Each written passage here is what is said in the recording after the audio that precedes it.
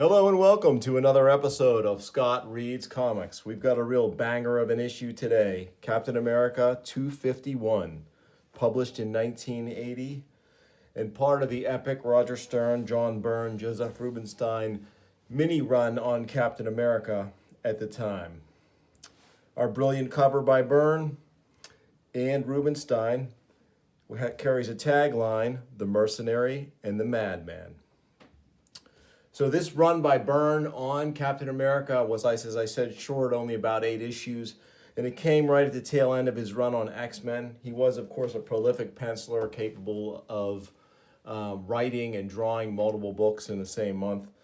And this is just a brilliant pairing with him and Roger Stern and inker Joseph Rubinstein, and I'm very excited to cover this issue on the show, so let's get right into it.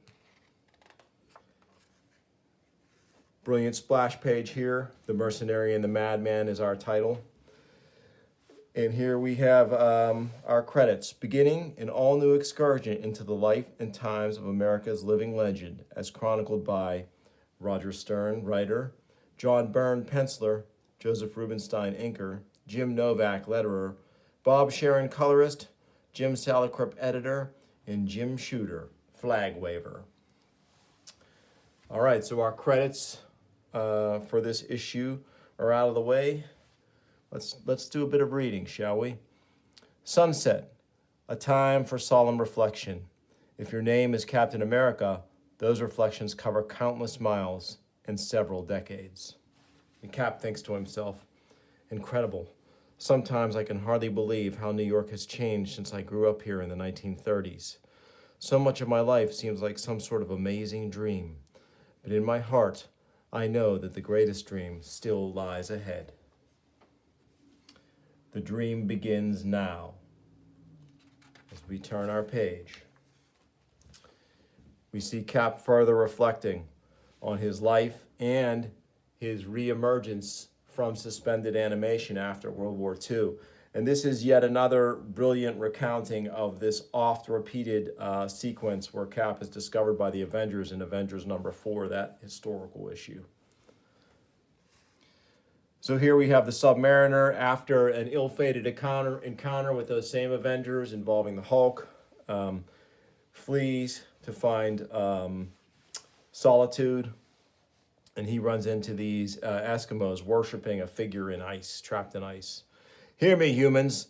This is no helpless totem you see before you. This is the Submariner who has sworn vengeance upon the entire human race. It is the dreaded Namor, the legendary one.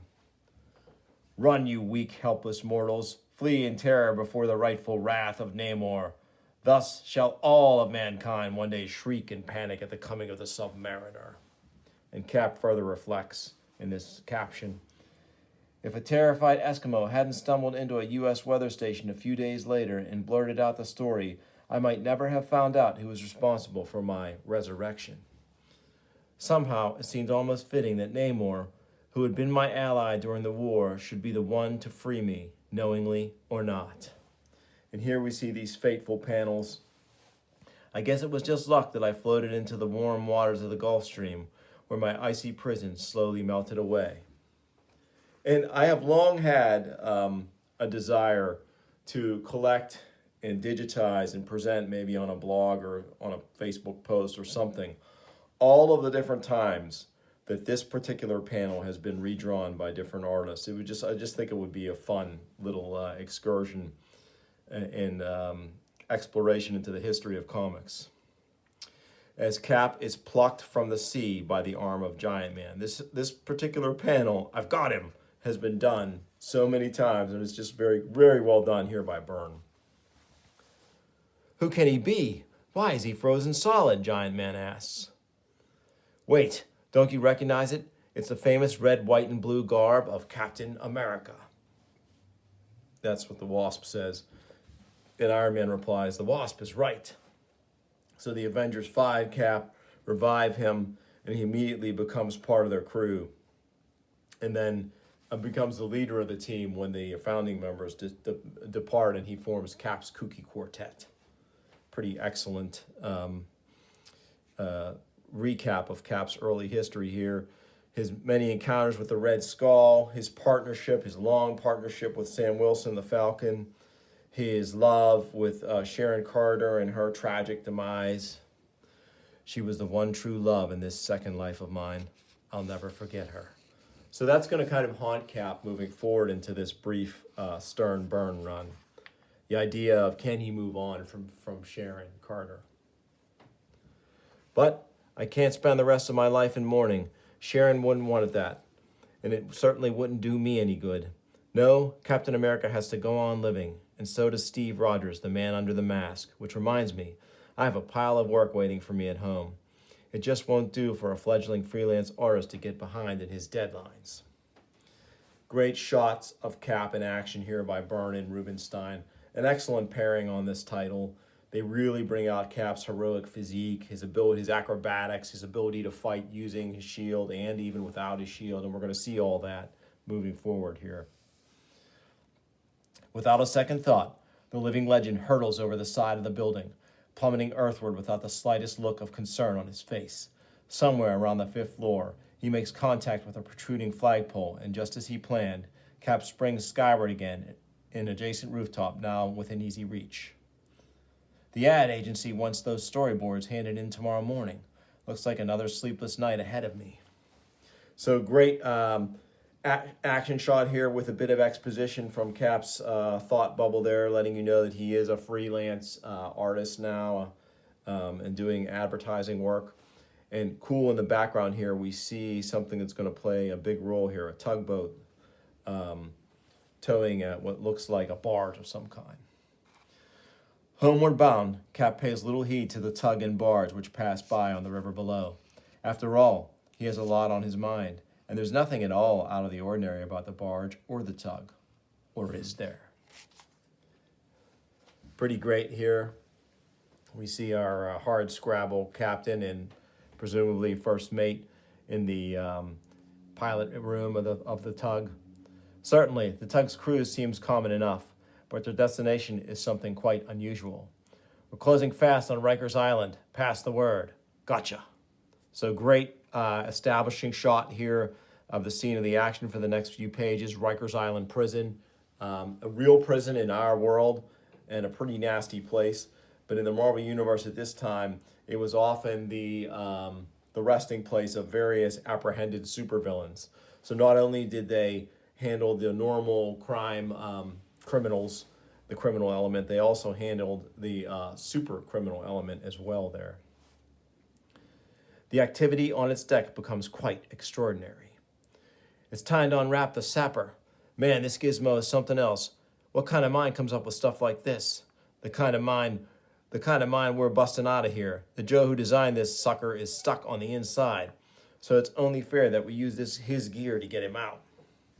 The dish-like projector erupts with a blinding white glare, which almost instantly dissolves into the infrared light of the spectrum, bathing the island in an eerie beam which saps the power away from every electrical device in its field. And as the island goes dark, the side of the barge suddenly opens up, discharging a small band of commando raiders.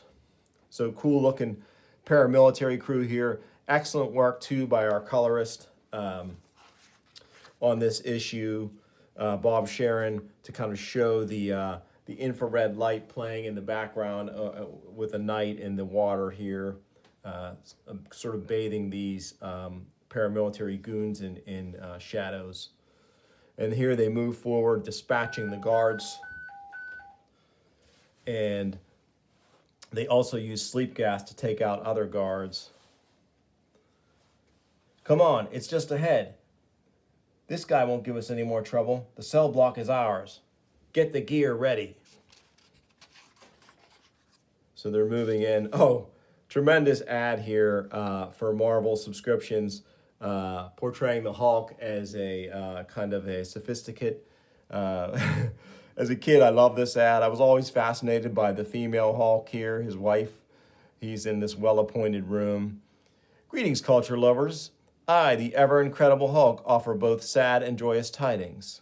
First, the unfortunate news, commencing this month, your favorite Marvel comics will cost 50 cents on the newsstand, or $6 for 12 issues. An unavoidable shame, I assure you.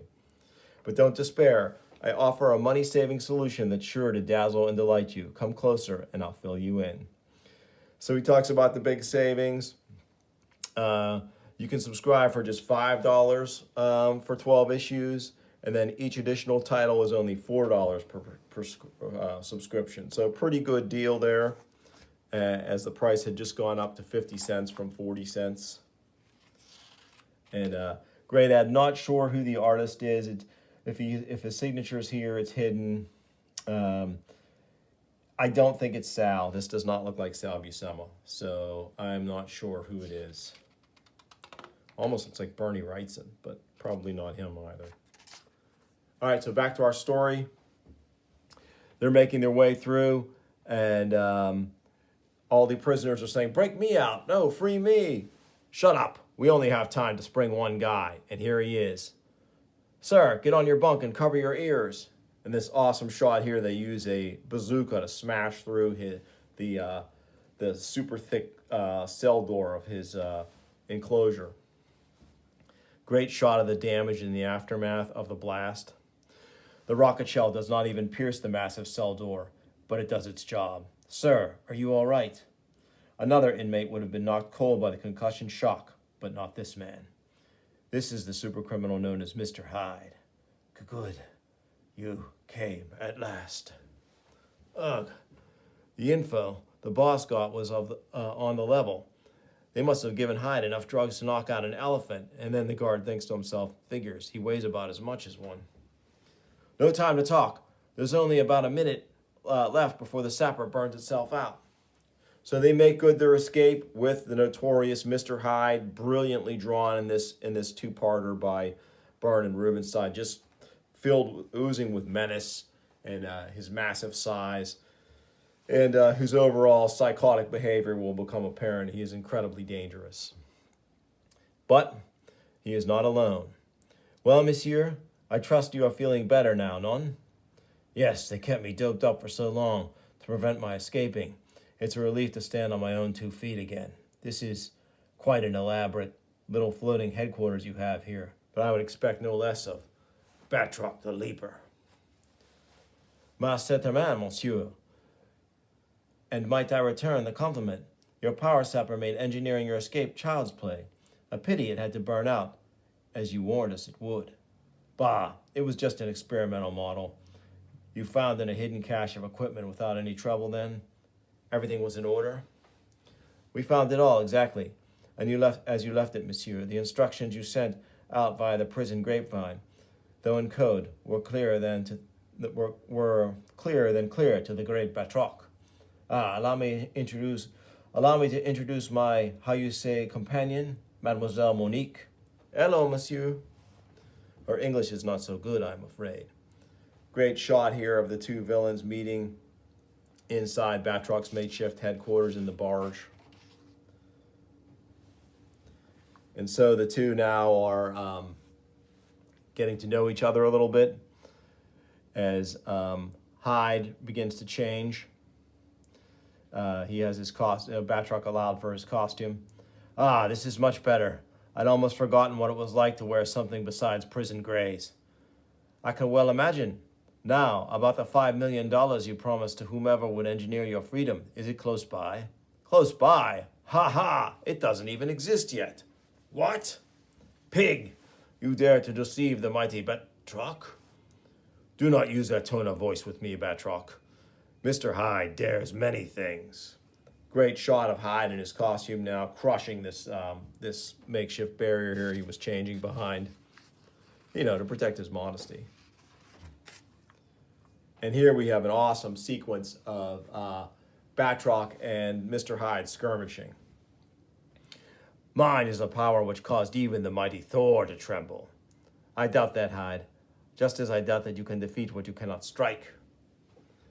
"And Batroc has not spent half of his career behind bars as you have. Now, let us see what good your power is against a master of the art of la savate." "Ha! I've heard of this strange foot fighting you people are. You people are a puny race." "Nom du chien! That blow would have left a normal man paralyzed for days." "I am hardly a normal man, Batroc." "Mon Dieu, his speed is nearly equal of my own. I would not have believed a man of such size could react so fast. So again, the old trope in comics, how can something so big move so fast? But it works well here, as Hyde does have enhanced reflexes. Now listen to me, you Gaelic fool. I can make good use of a small group of well-trained men. If you and your crew throw in with me, you'll have riches that'll make my offer of 5 million look like peanuts. I had not planned on an extended partnerships, but your argument is most convincing. So Batroc is outclassed by Hyde here. I mean, this incarnation of Hyde can lift press somewhere around 50 tons. He's highly resistant to injury. As we see, he's fast. Batroc is a normal dude, however well-trained and capable, with plenty of moxie. He still can overcome Hyde's powers.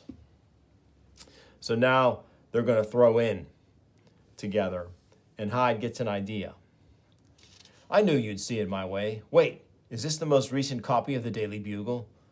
Mas oui, it is today's edition. In that case, I think this headline story will provide us with all the information we'll need to become very wealthy men, and in less than 24 hours. But Batroc thinks to himself, perhaps, but I shall be watching you very closely for each one of those hours, monsieur. Meanwhile, back at Cap's apartment,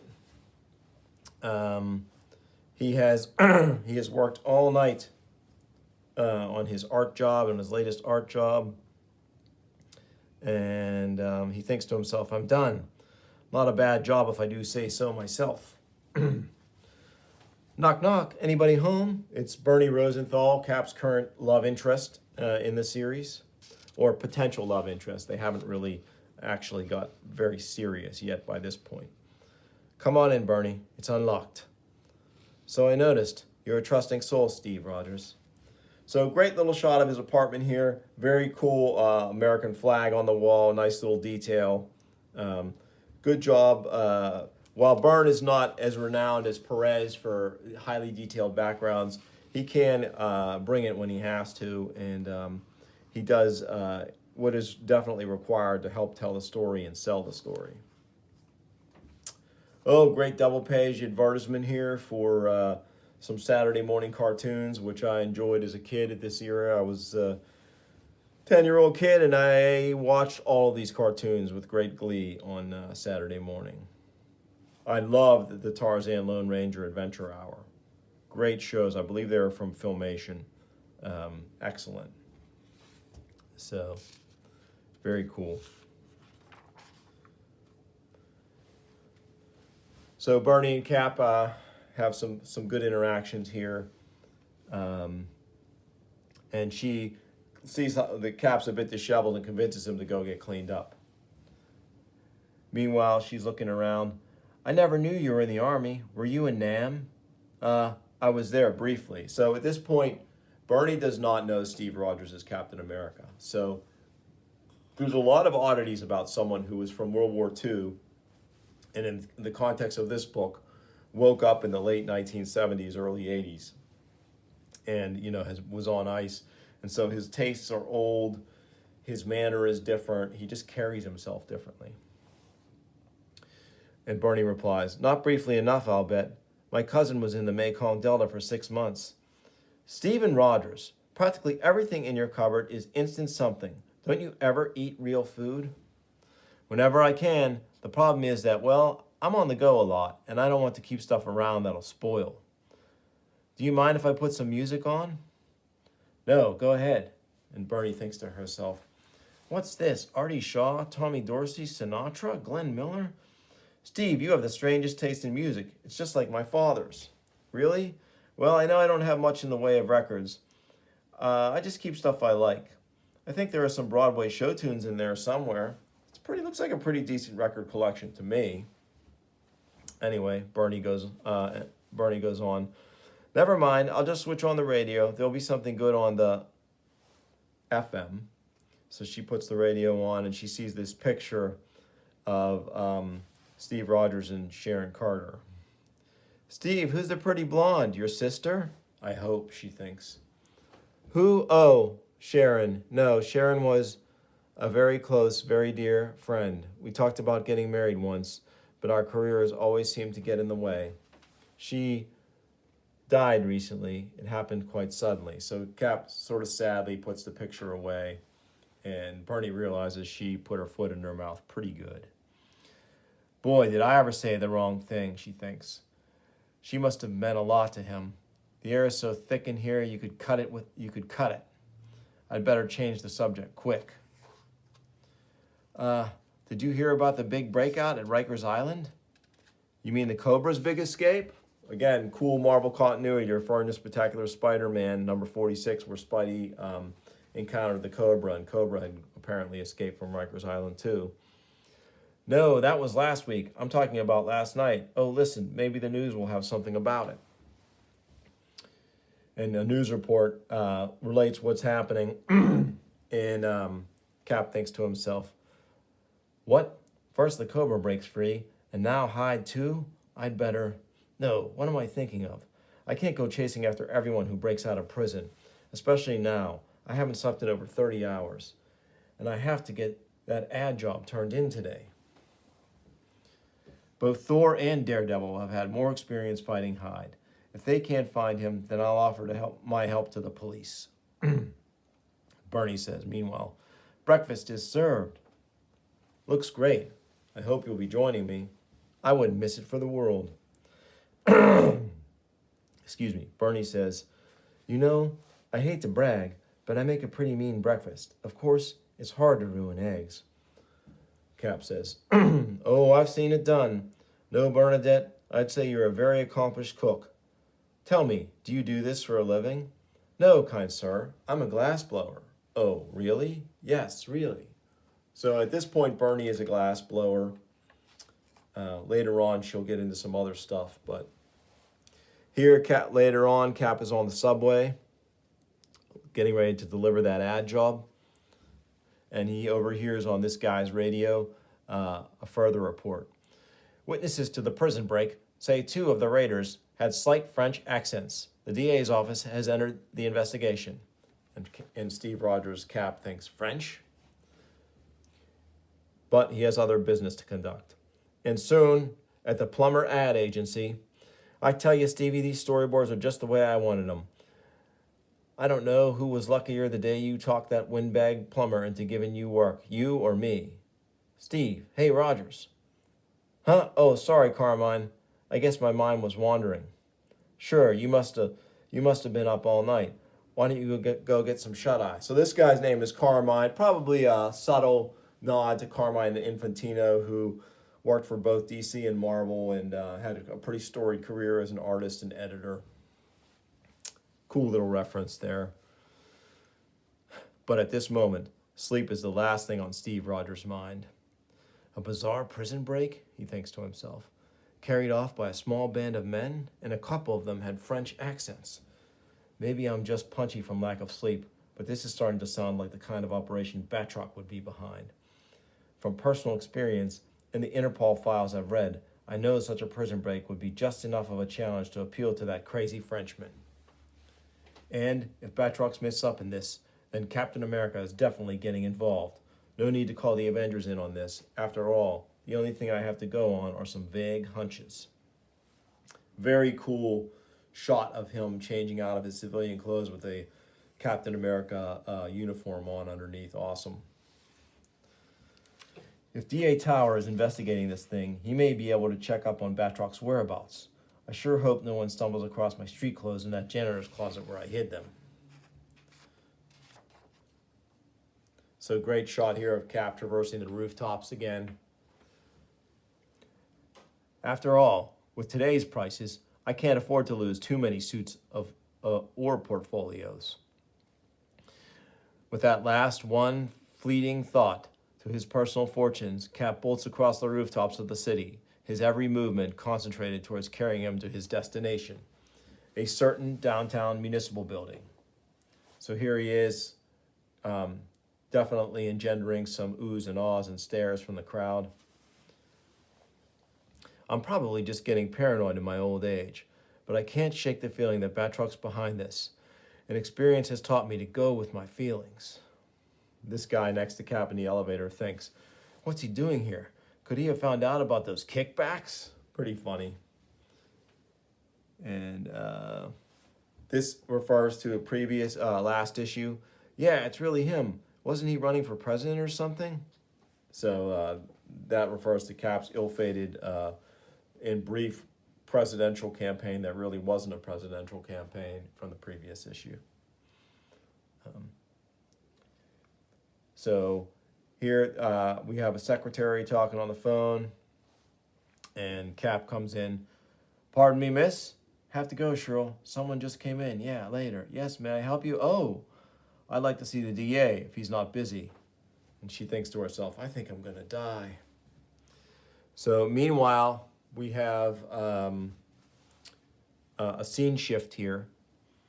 At that very moment, just off the coast of the Sandy Hook, New Jersey, a Roxxon LNG supertanker, the Queen of Egypt, speeds towards a new and controversial docking facility just outside of Perth Amboy. Its cargo, 50,000 tons of liquefied natural gas. Pearson? Aye, sir. What in blazes is that approaching off the port bow? Oh, it's just a tug pulling a barge, sir. Well, warn them off. I don't want to risk a collision. The New York papers are giving us the devil from their front pages, calling this a floating bomb. And the Home Office is very anxious to prove them wrong, to show that this new tanker and facility are safe. Eh? What could possibly be so fascinating about a barge to an experienced tanker crew? Oh, haha. So we see Monique, Batroc's accomplice, showing her very well-shaped form in a nice bathing suit here. But she holds up a sign. Surprise, you've been boarded. Boarded? She is right, mon ami. And Batroc is suddenly among them. But allow me to introduce myself. I am Batroc, the Leaper. Please forgive me for knocking out your first mate, but I did not want him to spoil the surprise. Oh yes, that gentleman on the deck below is my associate, Monsieur Hyde. I'm afraid he does not think so much of your crew. Ah, but I see you are confused. Do you wonder how we got aboard your ship? Or should I say our ship? It was quite simple. We used a little two-man submarine and came up on your starboard side while your attention was drawn elsewhere. And now, if you would please come with me. So they've kidnapped this ship's captain, and they have this liquefied natural gas container ship with 50,000 tons of liquefied natural gas loaded on it. It's already been described to us in the script as essentially potentially a floating bomb. So now they're going to make their ransom request to the city. Within minutes, in a plush suite of offices at One Roxxon Plaza. You want what? Or you'll what? You can't be serious. Good Lord, man, that's unthinkable. The loss of life would be monstrous. $1 billion ransom? But we can't come up with that much in so short a time. And then Hyde gets on. This is Hyde speaking, Benedict. Don't give me any excuses. Your board of directors controls several major Manhattan banks, which you can raise the money. Now listen good. My partner and I are sailing this floating powder keg of yours right into the middle of New York Harbor. If we don't receive our ransom in time, we blow up this tanker and all of New York with it. For 5 awful minutes, Pierce Benedict listens to the particulars of the ransom demands, feverishly jotting down details. And then, his voice choking with equal parts of fear and rage, he hurriedly places another call. Look, blast it, I don't care if he's in a meeting. I have to speak with the district attorney now, and this is an emergency. And so, yes, this is Blake Tower. What? You're serious? Cap, your hunch was right. Batroc is involved, but it's much worse than we thought. Yes, go on, Benedict. What are their demands? How much? And they want a hostage as well? They want who? Yes, I'm sure we can get him. I know we can. So we see the situation developing here. Several hours later, the Queen of Egypt sails placidly under the Verrazano Narrows Bridge, entering a New York harbor which is strangely bereft of all other seagoing traffic. There, Batroc, you see the entire harbor has been cleared as per our orders. The only thing afloat out there is the ransom barge. I told you that Roxxon could raise the money. You are right once again, mon ami. Soon all of that lovely oil money shall be ours. And look, they have even supplied the hostages we asked for. And Cap is tied here to this pole, seemingly helpless as a hostage to Hyde and Batroc. I would never have agreed to this if the city weren't in the gravest of danger. The tanker has the explosive potential of a small nuclear bomb. The slightest spark might set it off. I couldn't refuse any role which might save the lives of 10 million people. But I still don't like this. And why? Why did Hyde ask for me specifically as a hostage? What do he and Batroc have planned? So we're about to find out a little more here. Ever so gingerly, the mammoth tanker is brought alongside the tiny barge. He's tied up all right. Everything's clear. Then, so, mon capitaine, it has been a long time since last we met, eh? Not long enough, Batroc. Mon vous, you cut me to the quick. Deal with him later, Batroc. Let's inspect the booty first. So Hyde sees that everything is in order. I'd say we can even afford to have some fun with our hostage. You first, Batroc. After all, he was your idea.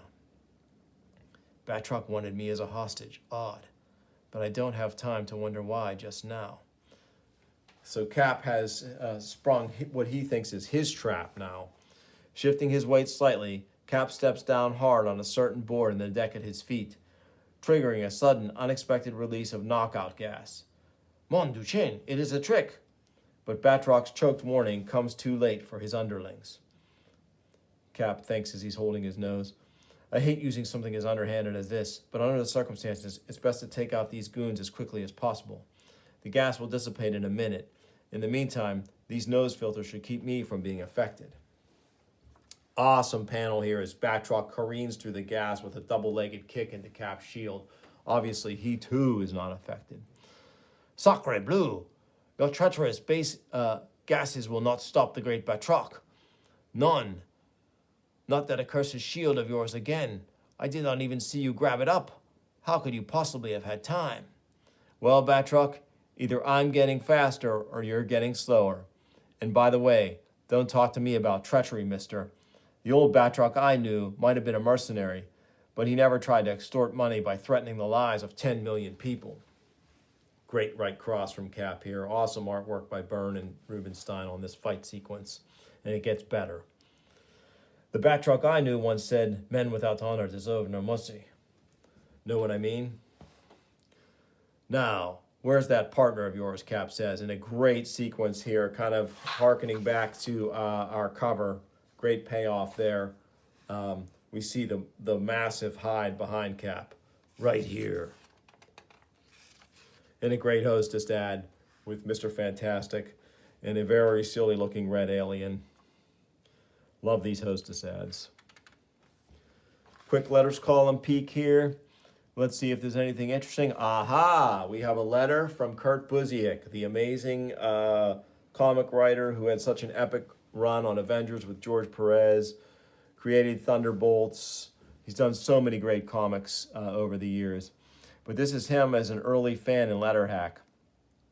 Dear Raj, John, and Joe, Captain America 247 was technically just another well-written, well-drawn comic book, clearing up an inconsistency about the main characters. But aside from that, Dum-Dum, Fury, Cap's old shield, Baron Strucker.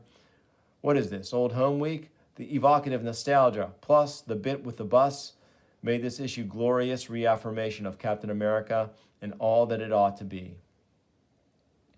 Stan Lee thawed Cap out in Avengers #4. Steve Englehart did it again in the 70s. And now, maybe Captain America has come out of his iceberg for good. Congratulations. Great letter from Kurt Busiek there. And now we have the conclusion of our fight, not going to go the way Cap wants it. All right, let's get this over with fast. I seem to remember you have a glass jaw, Hyde. The last time we fought, a good right cross put you out of action. That was back in Cap 152, but Cap has miscalculated. Very good, Captain. Your memory is excellent, even if your reasoning is faulty. You see, I was but a shadow of myself before, when we battled before. That is not the case today, eh? That is not the case at all. Ha, ha, ha, ha, ha. And here he's massive fist. He starts to pummel Cap. In this next panel, we see the vicious pummeling is continuing as the gas continues to dissipate. Surprised by Hyde's resilience, Captain America, his reflexes dulled from lack of sleep, falls before Hyde's bludgeoning attack. Mon Dieu. Hyde caught him off guard. I do not believe it. No, Hyde, none. Do you want to kill him? Yes, I think I do.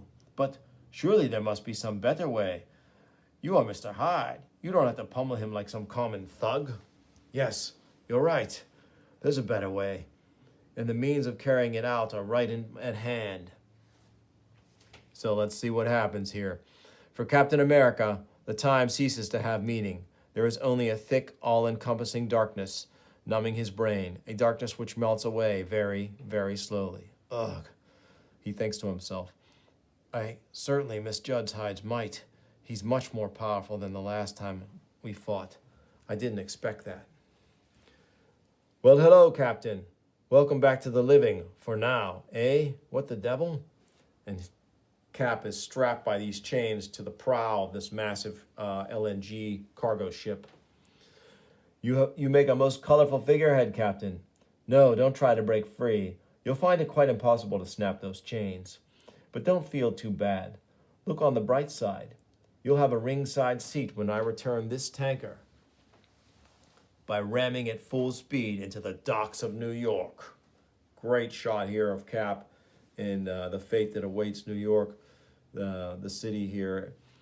And our final caption reads, and beneath the metal hull at Cap's back, 50,000 tons of liquefied natural gas slosh about in their tanks, straining to burst free in a holocaust of flame and death. And our final tagline is New York burning? Find out next issue in Cold Fire.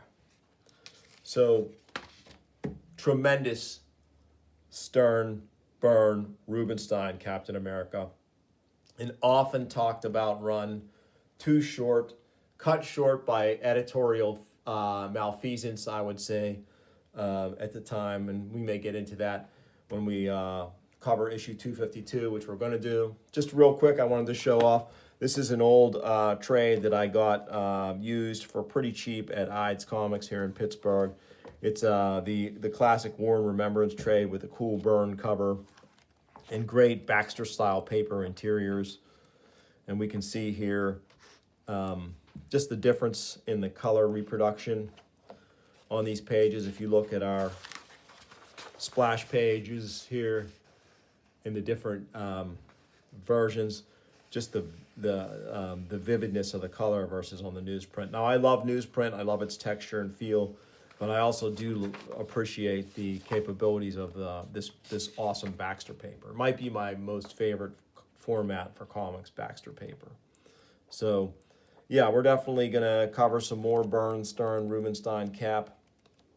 But I just wanted to show this one off because it's a little gem I picked up for $5 or $6 used at Eide's Comics. If you see this one around, grab it. Well worth it. And believe it or not, you can find some of these issues in the dollar bins. So we'll, again, revisit this story with issue 252. But if you enjoyed this video, this rereading of Captain America 251, please like and subscribe. And I do thank you for watching and following Scott Reads Comics, and I'll bring you more soon. Thank you.